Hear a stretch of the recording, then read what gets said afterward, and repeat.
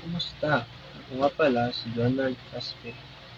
Halina't samahan niyo akong tuklasin at alamin ang iba't ibang malalim na salita katulad ng batlag, angkan, dagitab, hatinig, at katipat. So, at ang una ay ang batlag. Ang batlag, ang tamang pagbigkas sa batlag ay batlag. Ang batlag ay may apat na gulong at ito ay minamaneho ng isang tao. Ah, Gamitin naman natin ito sa pangungusap. So, ano, ah, si Renz ay may batlag at niyaya niya kaming gumala sa labas. Okay? So, at ang pangalawa naman ay ang angkan. Ang angkan sa ang angkan ay isang ang ibig sabihin sa limalim na salita ay pamilya. Ang tamang pagbigkas sa angkan ay angkan. Ang angkan ay isang grupo ng isang pamilya, angkan, na binubuo ng nanay, tatay, ate, kuya, bunso. Tapos, yun, gamitin naman natin ito sa isang pag-usap. So, ah,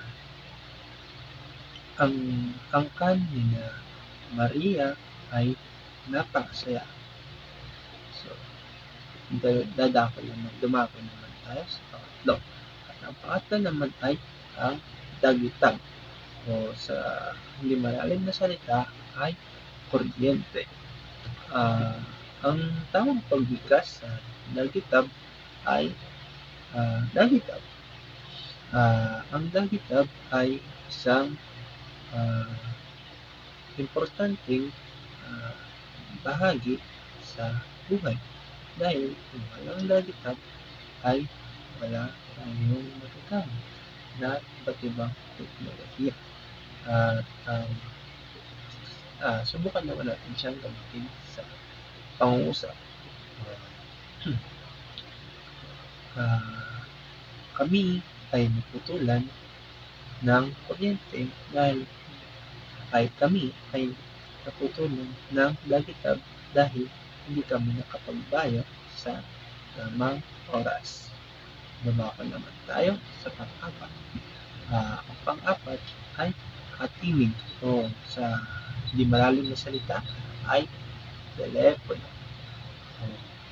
Ang tamang pagbigkas sa hatinig ay hatinig. Ang hatinig ay isang teknolohiya na madalas o araw-araw ginagamit ng mga tao upang matawagan or kanya paglaro or para siyang all-in-one na. Ngayon, ginagamit ko rin siya sa pag-video, diba? Sa pag-record ng aking gawain. So, gamitin naman natin siya sa pang-usap. Ang anak ni Alina ay hindi matigil-tigil sa pag-cellphone dahil ang anak niya ay nasanay sa paghawak ng hatinig. Dumako na lang tayo sa pang-lima. At ang pang-lima ay ang katipan o sa hindi malalim na salita ay syota with sa So, ang tamang pagbigkas sa katipan ay katipan.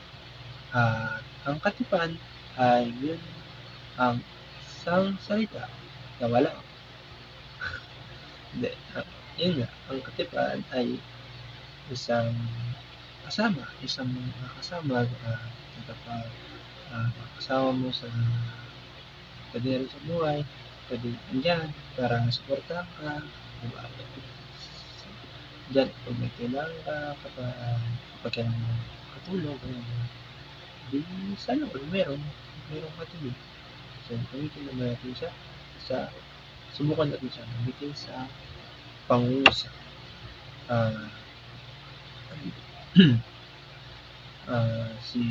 Gamitin na natin yung pangalan ko. Si Leonard ay tahimik ang buhay dahil wala siyang shota. So, yun lang po ang may babagi ko sa inyo.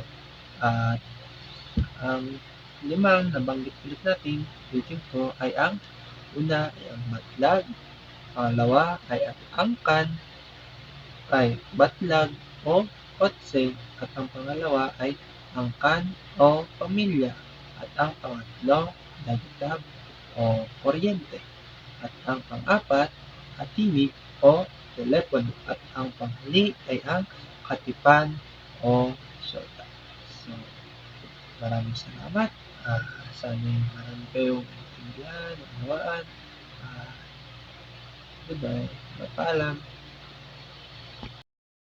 Ngayong araw ay tatalakayin natin ang iba't ibang uri ng malalalim na salita ng Pilipinas. Mayroon ditong 5 halimbawa ng malalalim na salita ng Pilipinas na ating tatalakayin. Una rito ang kalampi o kasama. Ang kalampi o kasama ay tumutukoy sa isang kapiling mo sa buhay. Maaring ito ay iyong kaibigan, kaklase, o pwede ring katrabaho. Halimbawa ng pangungusap na ito ay isang araw, si Jonard ay nagbisikleta sa isang lugar, kalampi ang kanyang mga kaibigan.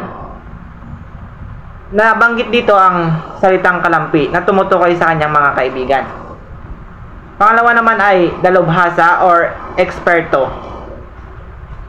Halimbawa ng pangungusap na ito ay, ang aking kapatid ay isang dalubhasa na sa kanyang pagbibisikleta, kaya madalas siyang nananalo sa paligsahan ng pagbibisikleta. Nabanggit dito ang salitang dalubhasa na tumutukoy sa kanyang pagbibisikleta. Pangatlo naman ay ang rabaw or balat. Ginagamit ito sa pangungusap, halimbawa na lamang ng, ang aking magulang ay nagrarabaw ng isang gulay upang kanyang iluluto at gagawing ulam. So nabanggit dito ang salitang rabaw na tumutukoy sa pagbabalat ng gulay. Pang-apat naman ay ang taborete or upuan.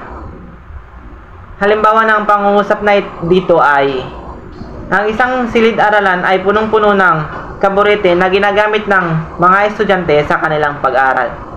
So nabanggit dito yung salitang taborete na tumutukoy sa upuan ng silid-aralan.